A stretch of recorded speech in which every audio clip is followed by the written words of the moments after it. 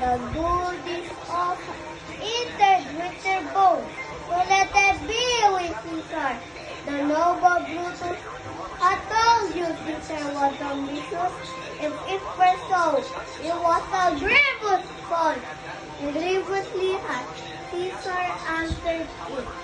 Here under lives a Brutus and the rest. Brutus is an honorable man. Who are they all? All honorable men. Some are to speak in Caesar's funeral. He was my friend, faithful and just to me. But Brutus said he was ambitious, and Brutus is an honorable man. He had brought many captives home to Rome, whose ransom deed the generals of killed.